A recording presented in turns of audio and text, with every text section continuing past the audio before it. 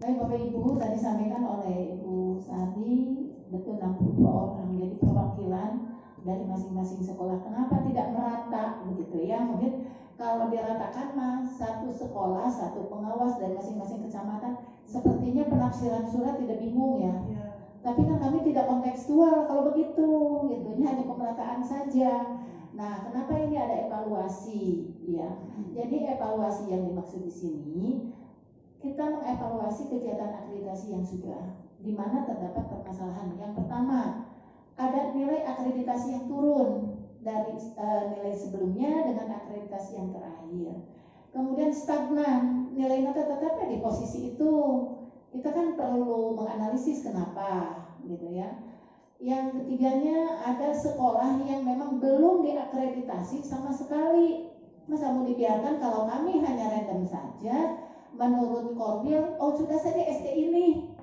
Saya khawatir sekolah swasta nanti jadi terkucilkan lagi. Padahal sekolah swasta yang belum akreditasi ini harus menjadi prioritas utama, begitu ya. Kemudian juga ada satu kategori lagi, tapi kami tidak undang ya kalau itu, yaitu sekolah yang mendapatkan nilai akreditasi yang kesenjangannya tinggi naik. Ada turun, ada naik. Tadinya nilai misalkan hanya 85, tiba-tiba sekarang 93. Nah, kemarin pun saya melihat dari hasil akreditasi, kok sekolah ini kan kalau lihat dari sarana, ini tidak mungkin B pun, ini C kalau menurut pandangan kami. Tetapi diakreditasi jadi A, kenapa? Nah, jawaban kenapa berarti satu, ada pihak sekolah memang yang belum menguasai ya. Walaupun jadi untung, jadi A, untung gitu ya. Contoh ruangan kelas. Ruangan kelas kan idealnya 7 kali 8 ya. Itu ideal. Kemudian dengan perangkatnya, nah itu A. Sementara ruangannya hanya 5 ke 6, perangkatnya hanya bangku siswa dan bangku guru saja, tidak ada apa-apa. Tapi di checklistnya ketika mengisi dia itu 4. Ya, nah ini kami tidak mau ada sekalipun sudah bagus, tetap saja menjadi aman. Tidak, sebab sekolah sekarang harus mengikuti kepada ketercapaian standar minimalnya, terutama di standar-standar tertentu yang sudah dibakukan begitu ya.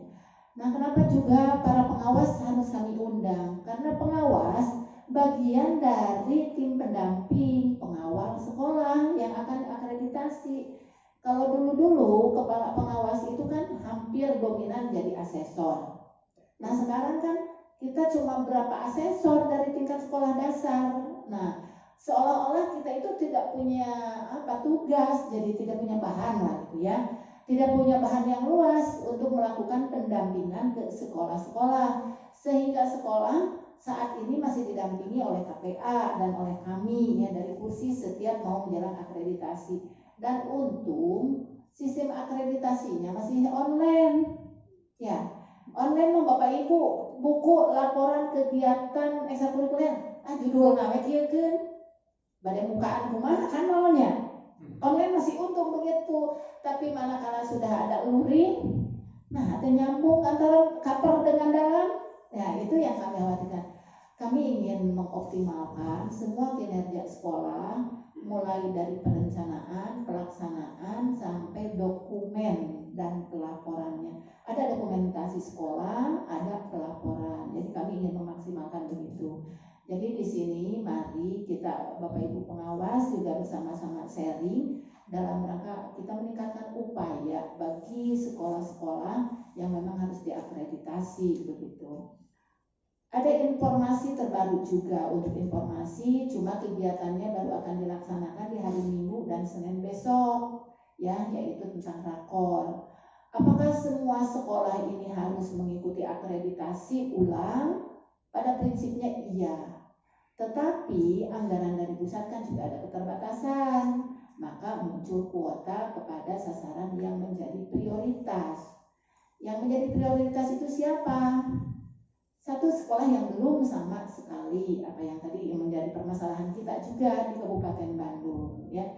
Jadi Bapak Ibu pengawas mohon sekolah swasta terutama yang sudah berjalan, yang beroperasional tetapi belum diakreditasi, nah ini mau diprioritaskan.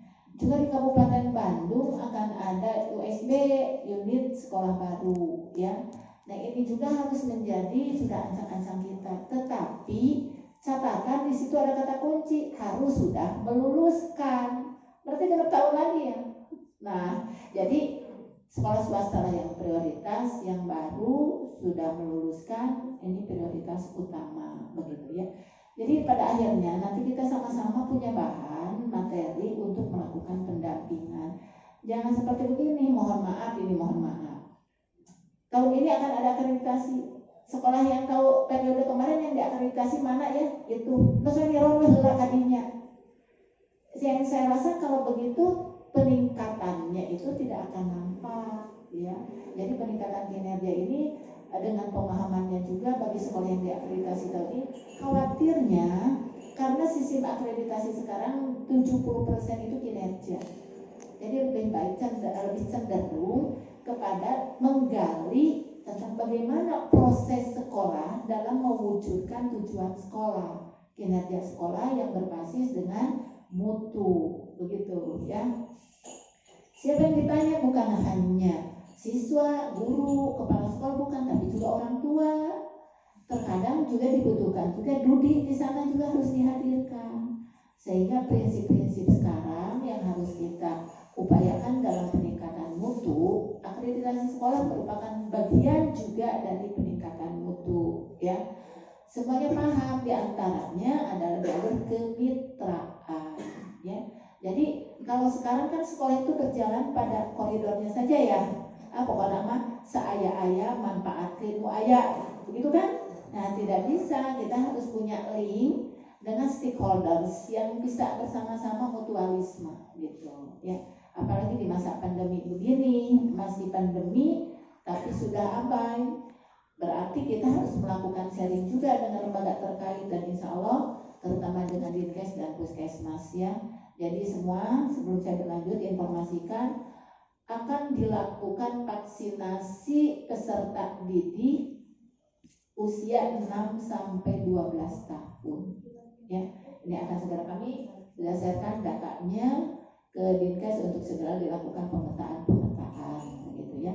Dan tolong dibantu juga oleh Bapak Ibu semuanya. Nah, selanjutnya Bapak Ibu, kita bersama-sama di sini nanti akan ditemani oleh KPA, ya, Koordinator Pelaksana Akreditasi Kabupaten Bandung.